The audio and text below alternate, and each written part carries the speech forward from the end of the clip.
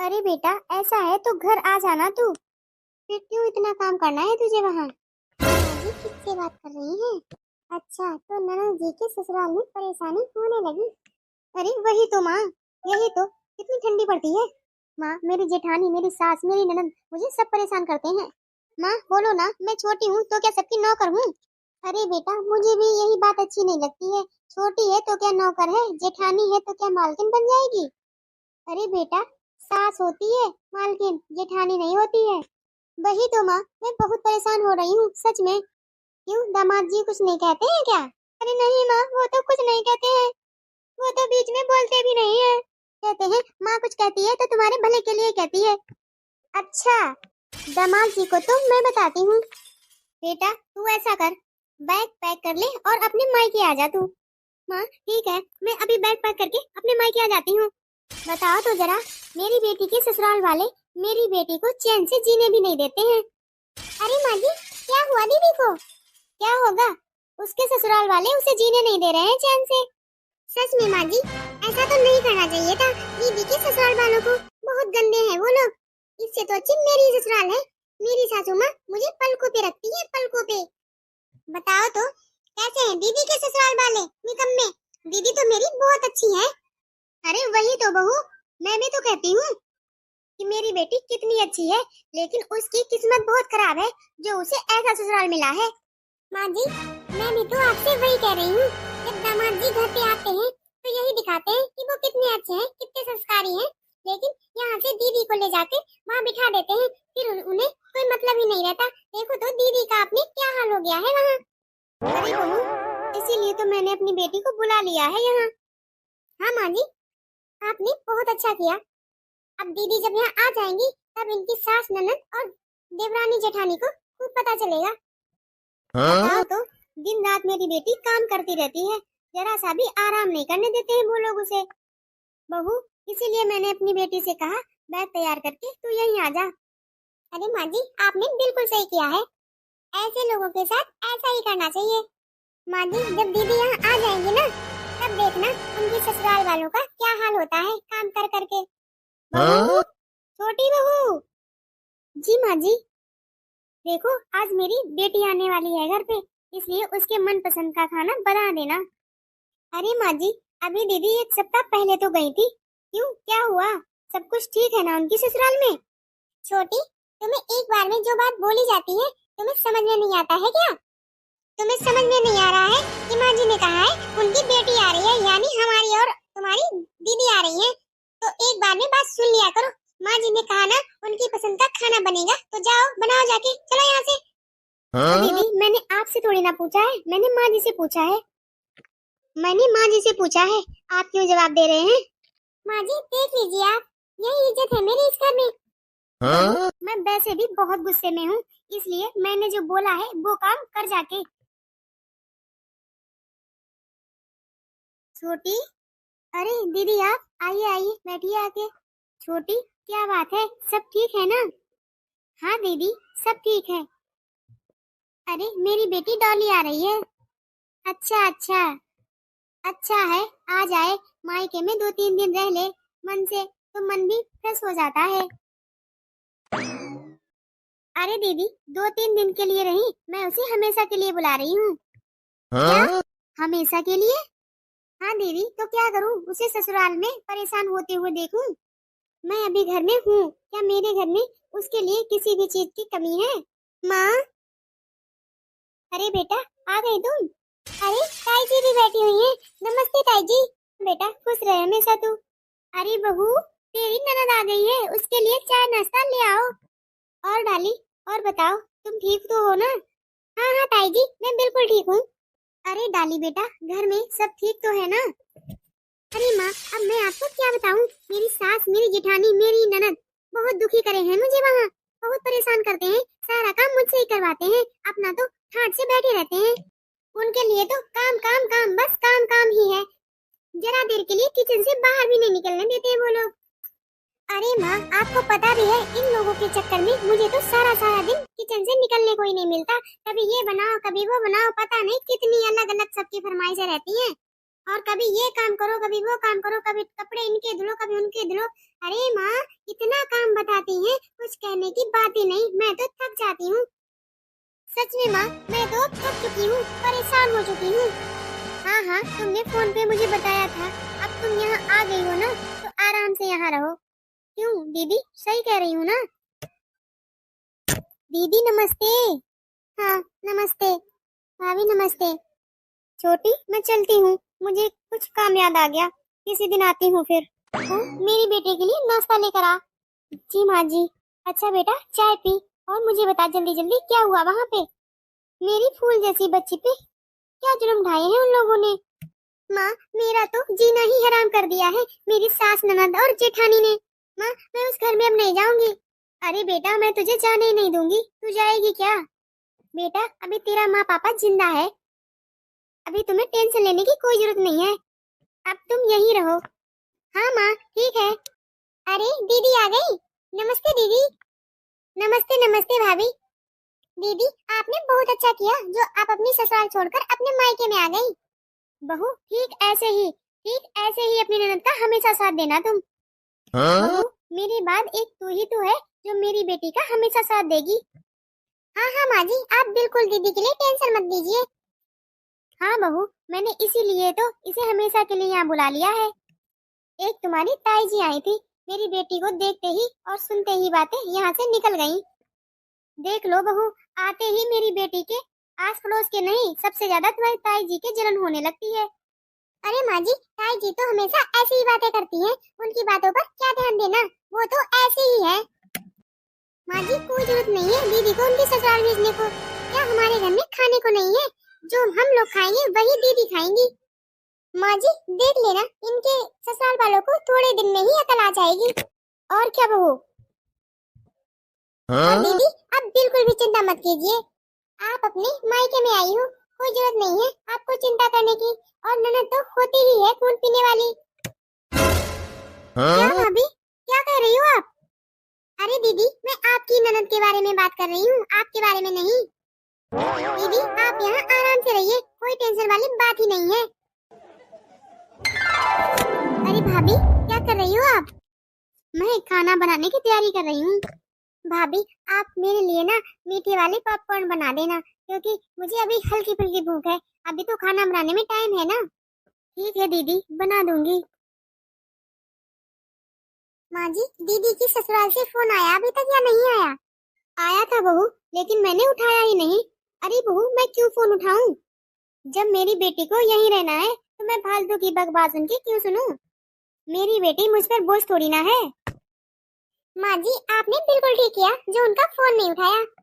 अरे माँ जी, आपने सच में बहुत अच्छा किया है।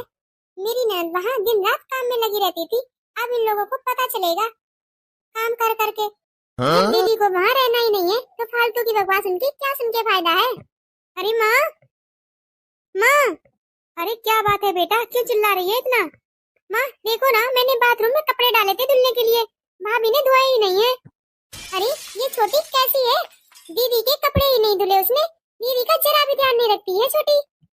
एक मेरी ननद थी जिसका मैं शादी से पहले कितना ख्याल रखती थी, एक भी काम नहीं करने देती थी आपको, और एक ये छोटी है जो तेरी शादी के बाद आई है और आपसे इतना काम करा रही है। माँ जी देखो तो, दीदी ने कपड़े रखे अपने बाथरूम में धुलने के लिए और इस छोटी ने धोए ही नहीं। छोटी। जी माँ जी।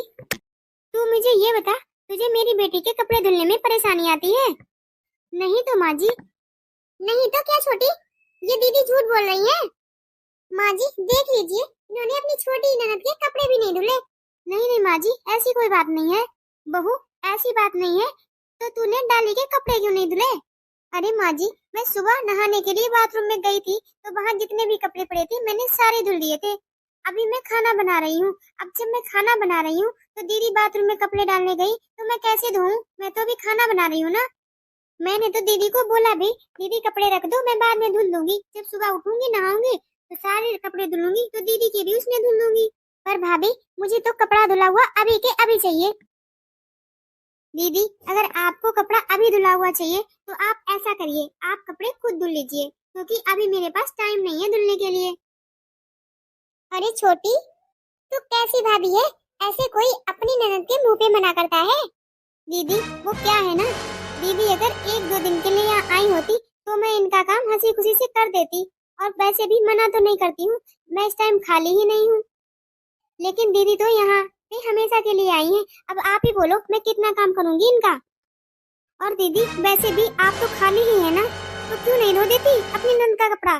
छोटी, हाँ दीदी क्या छोटी छोटी करती रहती हो हमेशा, आप तो खाली ही हो ना, खाली ही हमेशा बैठी रहती हो, धुल दो जाके कपड़े। अरे दिन भर तो मैं काम करती रहती हूँ, मैं तो जरा देर के लिए खाली भी नहीं बैठती हूँ। अरे ऊपर से मेरे पास भी इतने सारे काम हैं, क्या मैं कभी थकती नहीं हूँ। देख लिया माँ जी आपने, देखो कैसे छोटी मुंह पे ताने दे रही है खड़ी खड़ी। माँ जी ये अपनी बड़ी जेठानी से लड़ रही खड़ी है, मुंह जुटा रही है खड़ी खड़ी। हाँ माँ, ये छोटी भाभी ना बहुत सर पे नाचने लगी है आजकल। दीदी इसमें मैं क्या गलत बोल रही हूँ, दिन भर सारा काम मैं ही करती हूँ।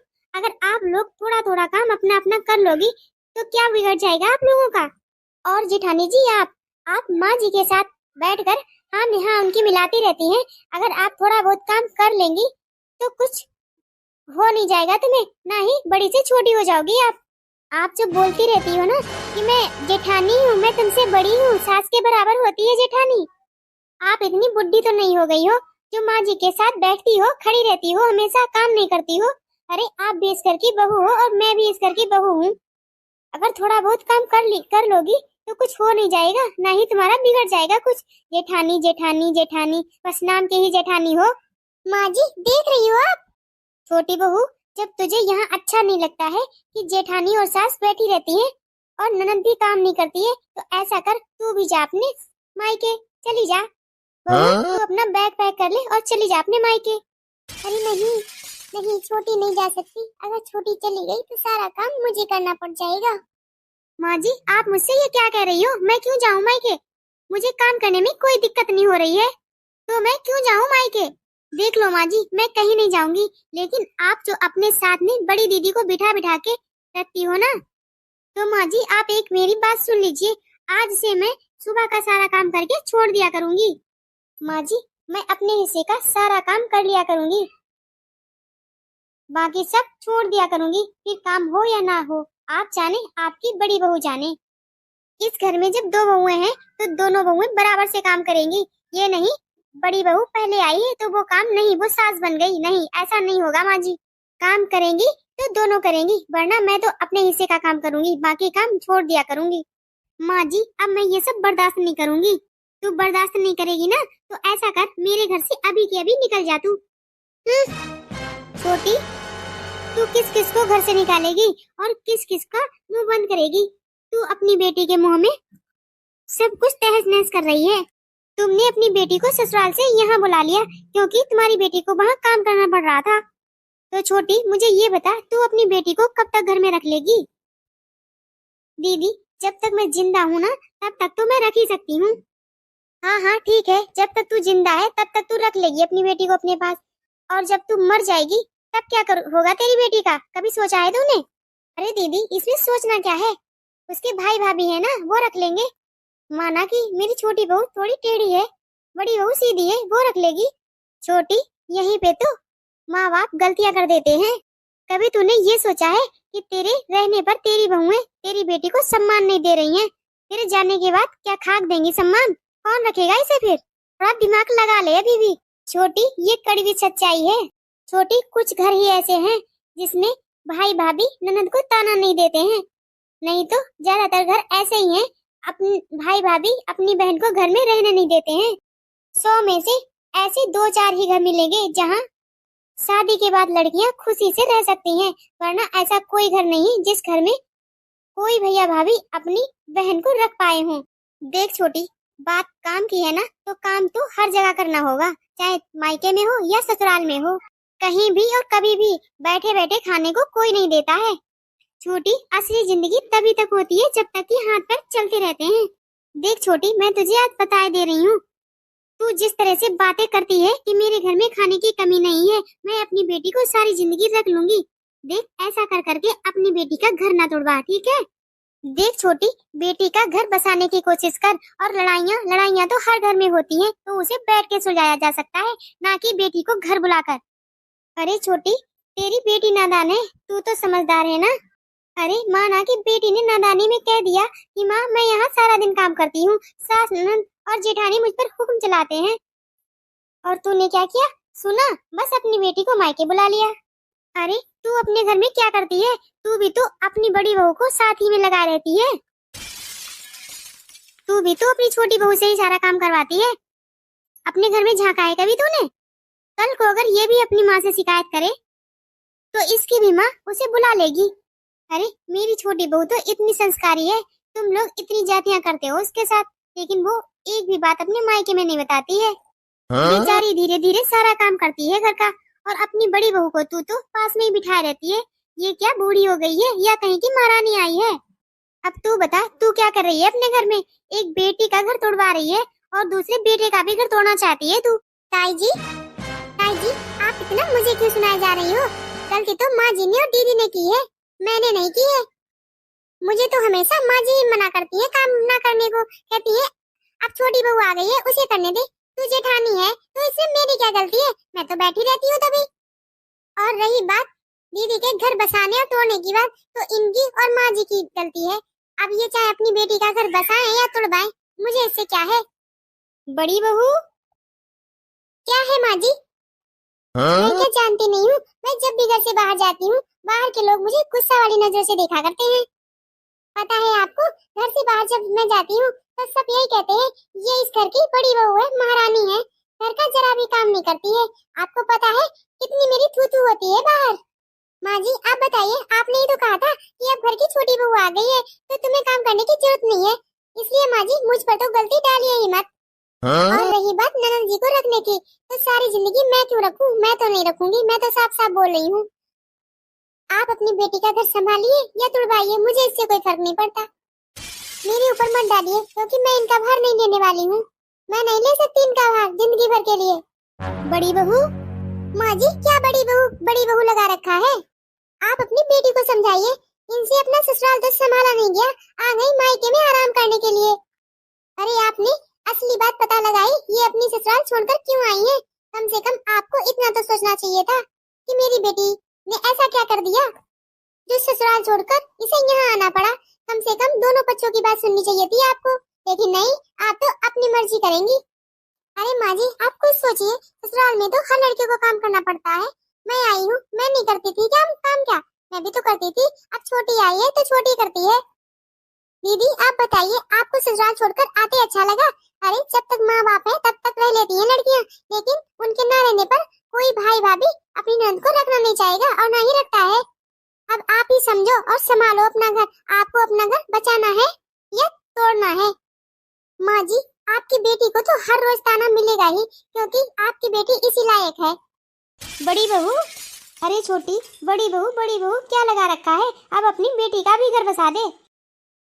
दीदी मैं आपसे पूछती हूँ, आपको अपना घर बसाना है या तुड़वाना है? यहाँ मायके में आपको कितने दिन कोई काम कर करके देगा?